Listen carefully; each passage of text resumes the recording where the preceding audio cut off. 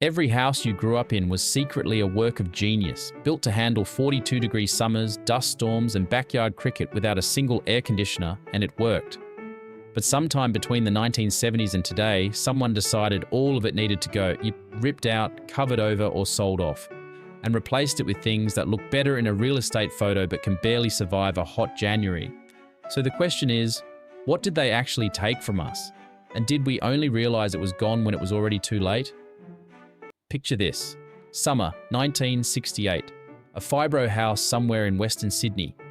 Blacktown, Granville, Marylands, doesn't matter. You already know this house. The street is quiet except for a magpie going off somewhere down the road, and the distant buzz of a neighbour's lawnmower that started 20 minutes ago and hasn't stopped. The footpath outside is so hot you could cook an egg on it. The tar on the road has gone soft. And inside this house, right now, something is happening that nobody has thought to call special, because it happens every single day. Your mum is at the kitchen sink, the big white enamel one with the draining board built right into the bench. She's got the tap running cold because the hot water takes a minute to come through from the chip heater down the hall, and she's scrubbing something, a pot, a colander, whatever it is. And the smell of velvet soap drifts out through the louvre windows and into the side passage where the concrete is cool under your bare feet. The louvres are cranked open at exactly the right angle to catch whatever breath of breeze is moving out there. Someone figured out that angle a long time ago, and nobody has changed it since. Out the back, the Hills hoist is loaded up and turning slow. Sheets, work shirts, your dad's grey socks in a row along the lower line.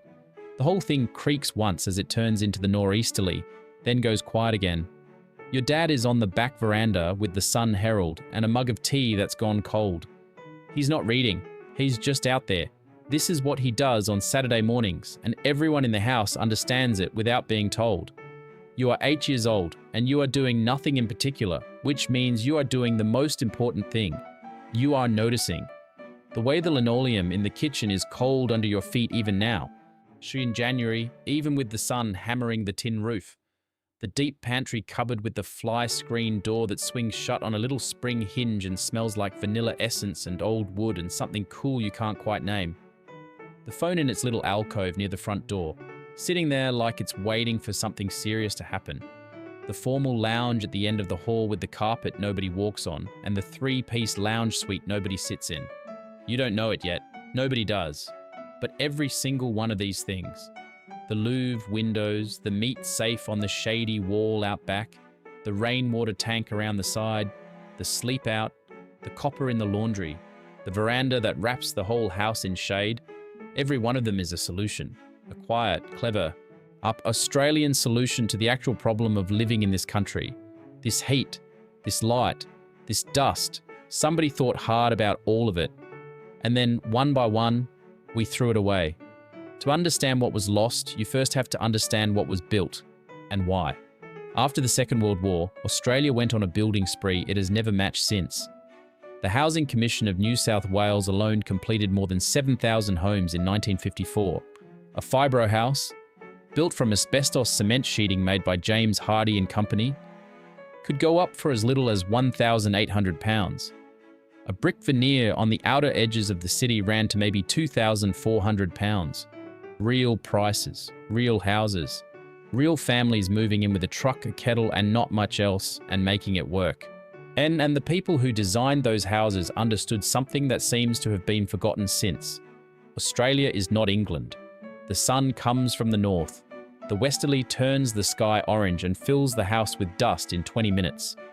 The rain, when it finally arrives, comes in sideways. The flies are real. The heat is real. The neighbours are close enough to hear through the wall. You design around all of that, or you suffer. There was no third option. Your mum knew things that nobody taught her in a classroom. She knew the pantry, always built on the southern wall, away from the afternoon sun, would keep butter firm and cheese fresh for days without any help from a refrigerator, because the cool side of the house did the work. She knew a bag of Rinso washing powder cost 2 shillings and 3p. And she bought 2 bags at a time. She knew the fly screen door on the pantry swung shut by itself on its little wire hinge, and that this mattered, because flies got into everything if you let them. She knew the copper in the laundry needed to be lit by 7 in the morning if she wanted the washing dry by lunch, and she knew how much wood it took and how long it needed and what the water smelled like when it was hot enough. She knew all of this the way you know how to breathe. It was just knowledge. It lived in her hands. Your dad knew the rainwater tank on the side of the house held 500 gallons and got low every February without fail. He knew the chip heater in the bathroom, an Aquamaster most likely, or something close to it, took 5 minutes to fire up and made a sound like a small plane trying to start. Amikan that this was normal and nothing to worry about. He knew the louvre windows in every bedroom could be cracked open on a hot night to catch the southerly baster when it came through, and he knew they could be shut again in 30 seconds when the weather turned. And the kids understood the house as a place with rules that nobody ever said out loud. The formal lounge was not for sitting in. The space under the house was absolutely for exploring. The sleep out across the back was yours in summer. The pantry was not for going uninvited. These things were simply known. They were passed down the way everything important gets passed down. Not by being taught, but by being lived. This was Australian life at its most ordinary, which means it was Australian life at its best. It didn't happen all at once. That's the thing nobody tells you. Then there was no single morning when someone made a decision and everything changed overnight. It was slower than that, and in some ways that made it worse, because by the time you noticed, it was already gone. The first thing to go in most houses was the copper. The washing machine arrived, a Simpson or a Hoover twin tub, bought on hire purchase for about $68 in the mid-1960s. And the copper went cold. The bricks around stayed for a while because pulling out brickwork is hard work, but eventually that went too. Nobody mourned it much. The copper was hard work after all. Monday washing was hard work. The machine was easier and the clothes came out just as clean, so what exactly was the argument for keeping it? That was always the argument. And it was never wrong, exactly. The chip heater was loud and slow and slightly dangerous if you didn't know what you were doing. The Aquamaster gave way to the instantaneous gas hot water system, and the shower got faster and hotter and you didn't have to think about it anymore. The Louvre windows rattled in storms and the glass slats broke if anything hit them. And the aluminium double-hung windows that replaced them were quieter and easier to clean and leaked less when it rained. The meat safe couldn't handle a run of 40-degree days, and the refrigerator could, and that was that. Every single trade-off made sense on its own. That's what makes it so hard to be angry about. Progress came in, and it came dressed as convenience. And convenience is very difficult to argue with when you are tired. And it is hot, and the kids need feeding. But here is what is left with the copper and the Louvre windows and the meat safe and the sleep out and the rainwater tank and the veranda and the Hills hoist and the pantry with its fly screen door. What was left was a house that understood where it was. A house that knew it was in Australia. Hot, bright, dry Australia. And had been built to make peace with that instead of fighting it. The chip heater was inefficient, yes, but the bathroom it lived in had a casement window propped open with a stick above the bath, and the cross ventilation that came through that window on a summer evening cost nothing and needed no electricity and never broke down and felt, on the right night, like the best thing in the world. By the 1980s, in suburb after suburb, the renovations were rolling through. Gyprock over the pressed tin ceilings, carpet over the Jarrah floors, the formal lounge knocked through to make an open plan. The veranda is enclosed to make another bedroom. The Hills hoist was taken out to make room for the above-ground pool. Each change was reasonable. All of them together meant something else entirely. It meant the house had stopped knowing where it was. There is a Hills hoist still standing in a backyard in Footscray. A man named Jeff mentioned it in a forum thread in 2019, almost in passing, the way you mention something you've stopped seeing because it's always been there. His father installed it in 1961 on a hire purchase plan at 16 shillings a month. His father has been gone for more than 20 years. The Hills hoist is still turning. That's what we're really talking about when we talk about all of this. Not the inconvenience we've escaped, not a wish to go back to lighting the copper every Monday morning or crouching over a chip heater at 6 in the morning in July. Nobody actually wants that. The cold was real, the hard work was real. Now, the asbestos in the fibro walls was killing people quietly, and for decades nobody knew. The dunny out the back was a dunny. There is no version of that story where the dunny was good, but the Hills hoist is still turning, and that means something.